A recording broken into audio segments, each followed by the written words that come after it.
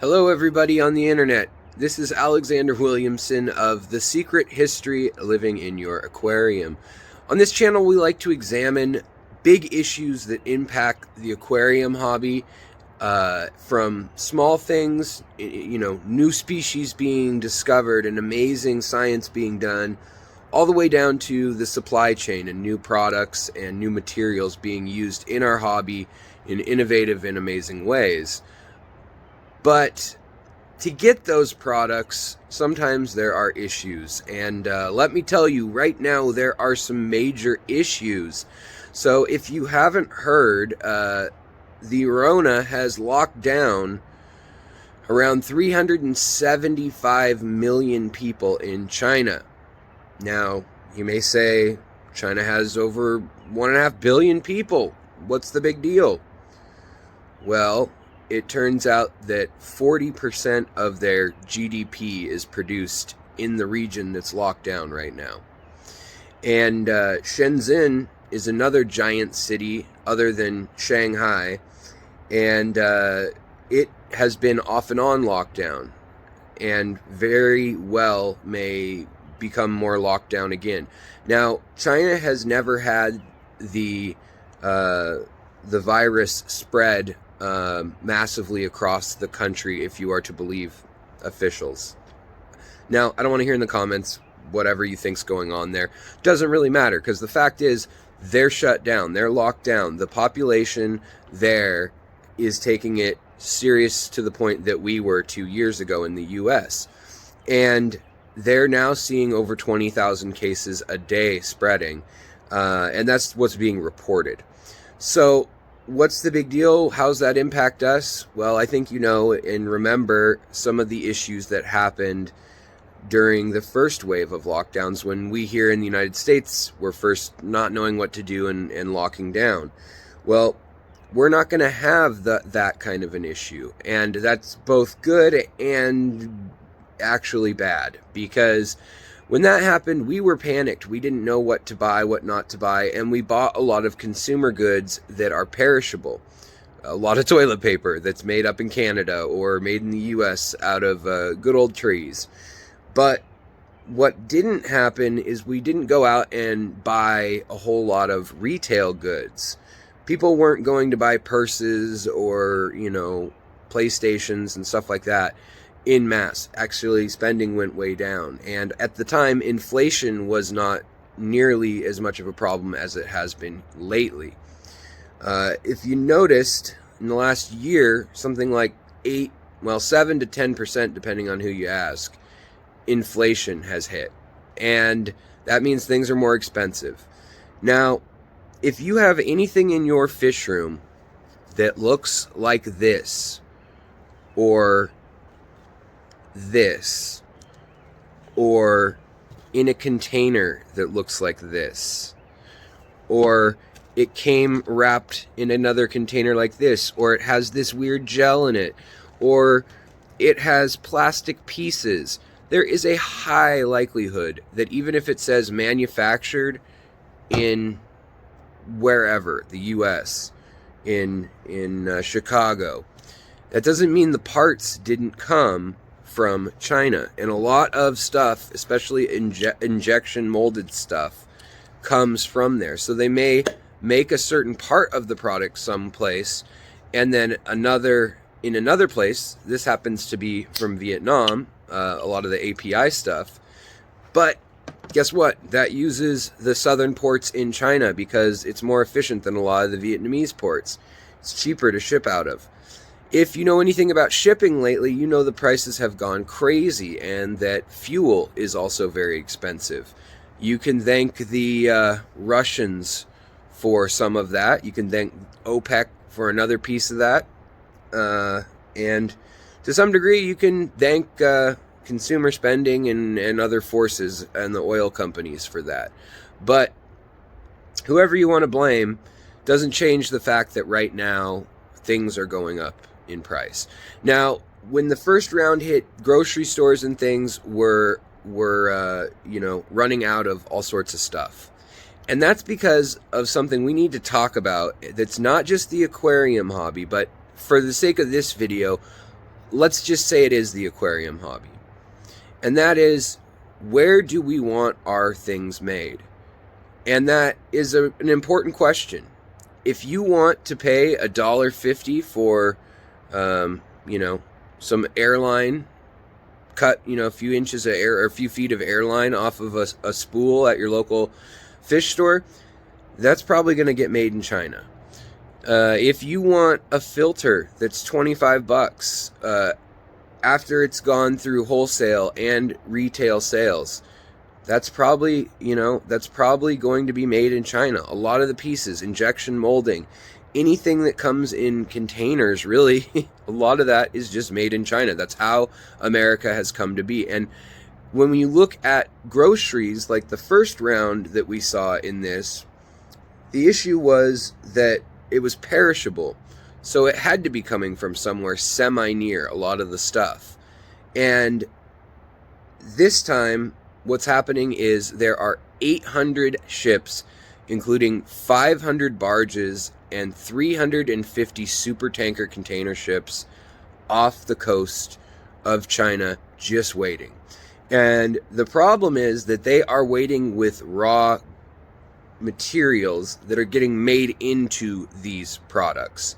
So China's really, really good at making products quickly. In fact, they can shut down for a month sometimes, and if they planned ahead, they can catch back up on their manufacturing list. But they have ports bigger than many, many ports in the world. In fact, I think, out of the top 5 ports, depending on the list you look at, they have 3 to 4 of the biggest ports in the world in China. And so they can push this product out, but fuel's going up in cost. These products are going up in cost, just in inflation and also in material costs. And the other thing is that now they push these products out through these big ports, and they have to make it through American ports, which, sure, we have some big ports, but we also have, rules and regulations on inspecting things and on how long you can work, and if you can't work 3 days straight, or you can't do this or that. We have unions and other things, and you can argue against or for that, whatever. But because of that, it's going to take longer to unload than it would them to load it onto things. Even if our ports were the same size, it wouldn't be the same speed. So that being said, most of our ports are much smaller. Then they have to make it to a wholesaler or to wherever they're ordered. They have to get on planes, trains, and automobiles also again, and then be spread throughout a big country like the US or a continent like Europe. And even though, products may say manufactured in Italy or Germany or wherever it may be, if you look at a lot of the verbiage in the EU, it'll say fabricated. And that just means it's assembled. And in the US, manufactured can mean that as well. So we need to start asking ourselves, what is it that's important to us? And do we want this issue to be an ongoing thing? Because this is the new model of economics. Instead of having weeks of supplies on hand, we are always counting on there being another ship coming. And if it was made here, if it was made with products here, we have more than enough crude oil and products to make injection molded stuff in the US. And we do make injection molded stuff in the US.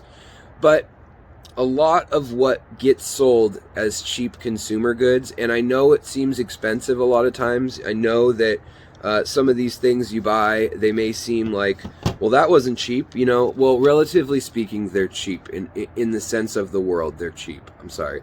So the things like this remote get made in mass, and then they get relabeled for other brands. I have this remote for this exact layout with the same color of buttons, even with a different little front plate 3 times over from different LED products I've bought. So you can't tell me that this wasn't made in China, even though it says manufactured in Italy. The injection molding stamps and everything are exactly the same. So it was assembled in Italy. And even then, these backups are going to cause other backups. If you've ever been at an airport, you know how that goes. One flight gets delayed, the next backs up because they didn't get off the runway in time, or whatever happens, you know, when you get bumped or when you miss your next flight. So I guess what I want to ask you guys is, would you pay 2 or 3 times more for stuff in the US if it was made here sustainably, or with our whole vertical production chain? And most of all, what are you willing to pay laborers? Because right now, you're paying them a fraction of $1 an hour in a lot of cases in today's world. So I want to ask the whole hobby, you know, we say we have issues looking at where we source our fish, how we treat our fish. What about how we treat our humans? So this is a question I can't answer, and it's a question that's going to have a different answer probably for everyone. Some people may say, well, they didn't have jobs to begin with in this global economy, and it's brought them in, and it's brought enormous wealth to certain parts of those countries. And that's true, and then we usually move on to a different country. And by we, I don't mean you or I just mean industry. And you look at where it's been, where manufacturing's been, whether it was in Tijuana, Mexico, or Taiwan, or Singapore, or now it's moving into Vietnam, Malaysia, Indonesia, Bangladesh. Where do we end this? Where is it going to be next? Somalia? So we can keep moving it and keep trying to get the best deal for our dollar as capitalists and everything. And that system, I'm not arguing with the system or any of that right now. I'm arguing with what you're willing to pay in that system. So it's a big question we need to figure out. And if the answer is, I want to pay everyone a fair wage, I want benefits for people, I want them to be covered by health care, or if they get their arm cut off in a factory, I think that that should be something that they get disability for, then your answer maybe should be a little different than I want it made in China. And that starts with the consumer, but ultimately the manufacturers who buy their products there also need to think about that. And I get that it's a dog-eat-dog world. I get that companies are literally designed to make money, and that is their legal obligation. But in Europe, it's kind of interesting now. They're doing something where they have to look at the impact on the culture and the people in a lot of countries. And the boards of these companies now are required not just to look at profit, but to look at the impact, whether that's pollution, or whether that's outsourcing jobs and labor and skilled work or unskilled work. And in the US, we don't have anything like that other than voluntary programs in a few companies. So it means a lot when you do buy local and buy things that are even packaged locally. I mean, the difference between where you get your heat packs or your containers for your food, that stuff's all going to be backed up in China for the next 2 or 3 months. So if you enjoy these cheap prices, probably shouldn't complain about the wait, because this is just what comes with the territory also in a world this big where we have to ship things around the world. And there's so many intricate players and parts in why we are where we're at right now. But I just want you to remember that we do have the power with our dollar. Don't spend it where you don't want it going. So we have some big thoughts as a society, but as a hobby as well. And I'd love to hear if any products are being made in America in particular, from the top down, totally integrated production, if you know of any. I'd love to hear it, because I can't think of any that I, off the top of my head, that don't have some containers or some packaging or something from China that's pretty substantial.